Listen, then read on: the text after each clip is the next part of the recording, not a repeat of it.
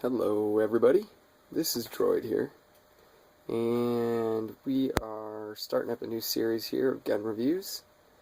It's going to have its own little section, so to speak, and the first one we're going to do is, as you can see, made by Kahr Firearms. They are out of Massachusetts, I believe. The particular one that we're going to look at today is the Kahr CW9, model number CW9093. It is a subcompact. This particular one, let's open it up. This is what it looks like when they ship it to you. You got your gun lock and your trigger lock that goes over there, the little bar, and the key that locks it into place. The dimensions on this are, the barrel is 3.565 inches. It's very tiny, as you can see. I have small to medium hands and it fits in there very, very nicely. The overall length of the gun is 5.9 inches. The height is 4.5 or 4.5 inches. The big one on this gun, this is what attracts a lot of people to it, is its width. Because that's what you feel when you're trying to conceal a small gun like this. It is under an inch. It is 0.9 of an inch. And along with that width, other people look for is weight. Worcester, Massachusetts. I was right. Alright, that's where Kahr's made. Anyway, weight. Weight on this thing is unbelievable. When I broke it down, which I'm going to do here in a minute, the chassis here, the frame of the gun, minus the heavy slide on top, the stainless slide, weighed less than this knife I have here. This is a very small Kershaw Cryo. This weighs in at just about 5 ounces. 4.8 ounces, I believe it is. This weighs less. And the coolest part, this is a 9mm. This isn't a .380. So this shoots, as you can see right there, it'll focus. It is the CW9. Very, very impressed with this weapon. The trigger on it, the ergonomics, everything is great in hand. Crisp trigger pull. I'm going to do a quick safety check. Nothing in the magazine. Nothing in there. Listen to this. Long pull, but very, very smooth. Now reset. And listen to the reset here. Audible reset. So it is, you're going all the way back to the back there, but it is very intuitive. Very, very intuitive. I've shot this. This particular gun is not mine. It's a friend of mine's. But I've shot it quite a few times, and I've got a Beretta 9mm that is a double action and single action. And I thought, well, I can never have a gun that was just a double action only. Well, I'm loving this gun. I really want one. Anyway. Now for the grips, it is narrow, as you can see, very narrow, 0.9 inch. Now that works for me. If it doesn't work for someone else, it's got bigger hands maybe, they have slip-on sleeves that can go over there. I do not believe Kahr sells them. These that you see here, this texturing right here and here, these aren't slide outs. That's all part of the polymer frame. They're excellent for gripping. Placement of your hand, everything in there is that's all excellent. That's not a problem. But some people might think that's just a little bit too small for them. You can go to Cabela's, pay $10 and get a sleeve that slips on there that gives you more girth to the handle. To me personally, I just think that kind of defeats the purpose. You know, a compact gun, it's got to be small. The smaller the better. There's just certain compromises you make for concealability. That's all there is. You know. That's how I look at it. Now, as we go onto the sights, they have what's called, I'm going to have to read this from it because I want to make sure I get it right. It has drift adjustable white bar dot combat rear sights. So these are adjustable in the back. They're dovetailed in there. Let's see if we can focus. They are dovetailed in there so you can drift them left and right for windage. They call it a combat sight because it's like a lollipop. You shoot the top part there. I don't know if you can see that. Put that white dot at the top of your square, and that's where it's going. Let's see. Yeah, the front one is a pinned-in polymer front sight. There's no moving that. It's pinned in. I don't know if you can see that. Polymer. It's not going anywhere. They're real bright, though. It's very, very, very easy to get on sight, on picture there. Let's see here. Now, a real competitive option for this would be the Glock 26. The Glock 26, however, is quite a bit bigger gun. There are a few trade-offs. There's some good sides and there's some bad times on the bad sides. I'll talk about those. The good sides for the Glock are always going to be your round count. Their standard magazine is 10. Standard on this is 7 plus 1. So that's something, you know, people think of. They think that extra 3 or 10 plus 1, so it'd be 11. That extra 3 or 4 rounds is going to make a difference, and you never know, it might. Your mileage may vary. That's going to be up to you. If you want to trade the everyday comfort concealability of this gun for a couple more rounds and Glock's well-known reliability, that's your prerogative.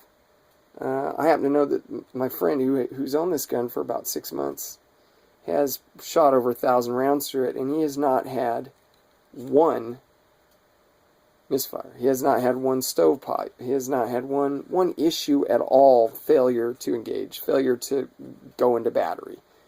It's been flawless for him, and that's very impressive. He reloads. Probably 2/3 of what he shot through this thing so far have been his own reloads. And there's always a bigger chance of something going wrong when you do it that way. But he seems to have gotten pretty good at that. And like I said, no failures. None whatsoever. Now, what I'm going to do is break it down. I have a seat over here and break it down. So that's what it comes in. Little box. Only comes with one magazine. Some people are going to be bummed about that, especially when you go to replace that magazine. And it's nothing special. But when you go to replace that magazine, you're looking just shy of $50. So it'd be nice if they send you 2. But it's only one.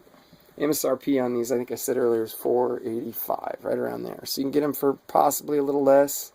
But with the gun scare craze the way it is right now, maybe not.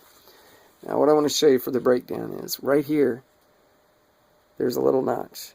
And right here on the slide, there's a little notch.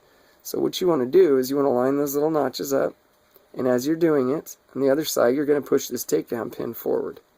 So you push back. It's very simple. It's locked in. Okay, that's about halfway engaged. That one right there is about halfway engaged. You turn it around, and you see this pin's ready to start coming out. Now, I got some nails, but I don't know if I'll be able to do this. Okay. No problem. So you just tweak that out, set it aside, let it slide gently, pull the trigger, and it releases it. The whole slide comes out, just like that. So put that down. It is not a captive spring, so be careful. It'll go flying across the room. There's your sling. Your spring, not captive. There's that. A guide rod in your spring, and then it breaks down one more time. Like that. That's the entire field strip of it right there. One thing I noticed about the way they made this gun is the balance, the attention to detail and balance. You look at this side where there's cut off, it's inherently going to have less weight. They compensate for that by the way they engineered everything in here. I mean, this is a real quality, real quality firearm. There's no question. Alright, so putting it back is just like that. Got to be careful with this spring. Get that in Well, see, just like I did there. Get that spring going. You want to keep that guide rod all the way in.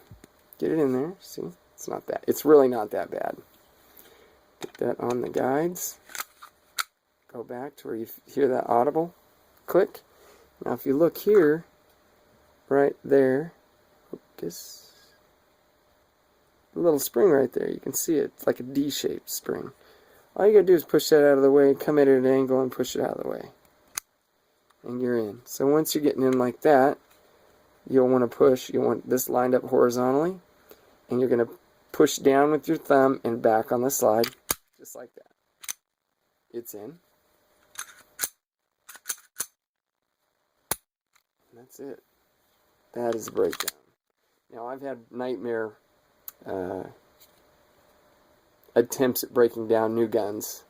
This is a little bit broken, but new guns, Ruger SR40.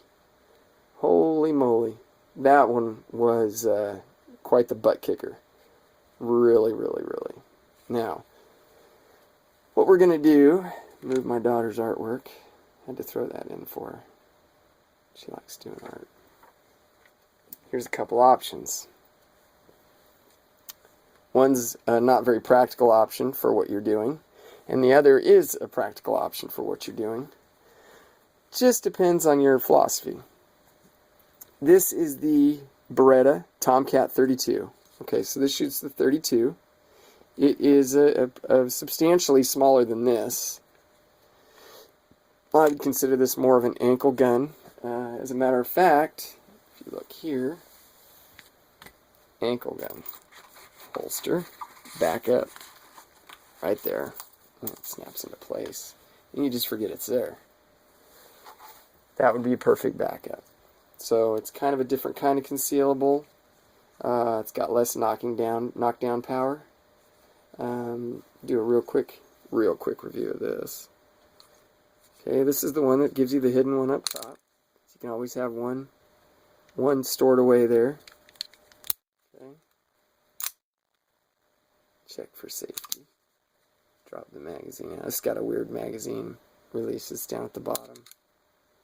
Okay, and this one holds, I believe this one holds 6 in one. 6 and then 1 right there. So 7 altogether. I might be wrong. It might be 7 in 1 because it's the 32. But this is the Beretta 32 Tomcat. Nice little gun. It's got a safety. That's one thing about this. This does not have a safety. This safety is the one between your ears. How it should be. But a lot of people won't buy guns without safeties. Beretta, I think, sells all theirs with safeties. Okay, put that safety on. Pull to your heart's content. It's not going to fire. Okay, empty. That's going back in there. So there's a competitive option. Right around the same price. That's if you can find it right now. Pushing $500. Actually, it's a little bit cheaper. Pushing $500. Pushing $400 on this one. Okay.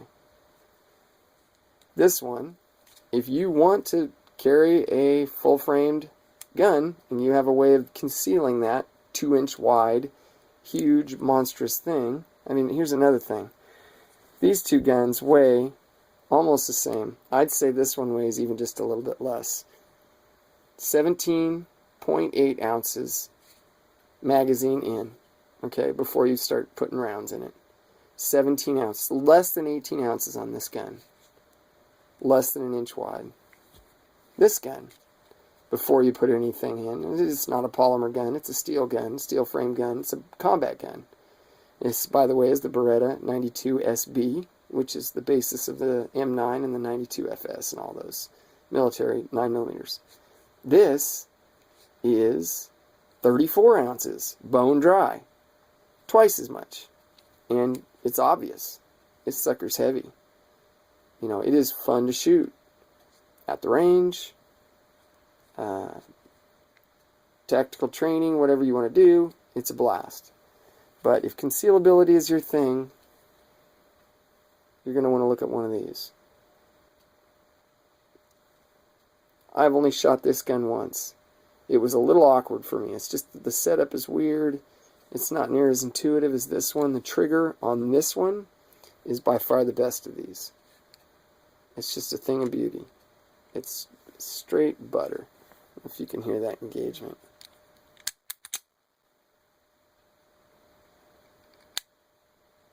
So that's a long pull, kind of a heavy pull, but it's crisp. Very, very crisp. Okay, I don't think I'm forgetting anything else. I will, at the end of the video, roll in some footage of us shooting this. But this is definitely something to consider if you're in the market for something to conceal. I mean, the bore axis is much higher. The felt recoil is noticeably less. Now, my other friend has the 45 version of this, and they're almost identical looking guns. So you look at the barrel and you see, wow, there's a big gaping hole there for a 45. This thing is very controllable, whereas that one is, it's a cannon going off. When you've got, 18 ounces and that's it, you're going to feel it. You got to get it back on target.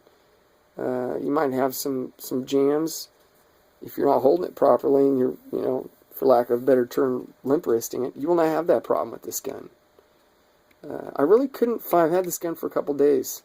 I could not find a problem with it. I love it.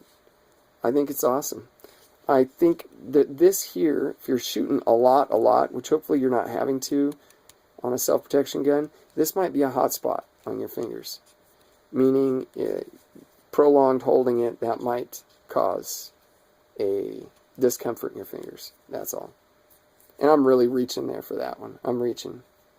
Because everything else I love about this gun. It is just a beauty. Line those back up. And then what I'll do is I'll line up some shots, pictures of us taking some video of us shooting all these guns. Alright, then after that, we'll see you next time. Bye.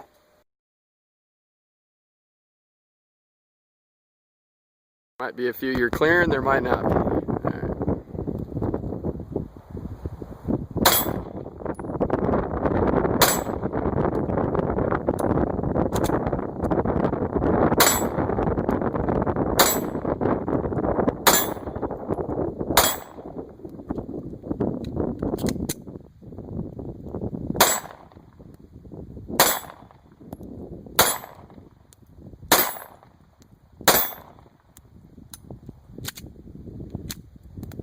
Oh, it took the round out. It took the other one out, yep. Well, it looked cool up until then. Yeah, from the hip. So you had how many of these? 2 or 3? 2. Sweet.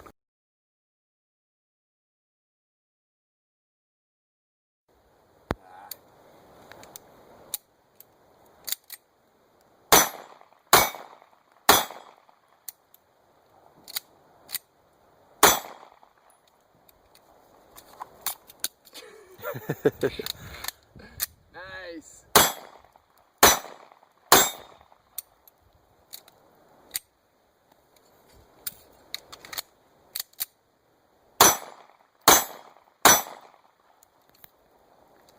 That was kind of flubbered up.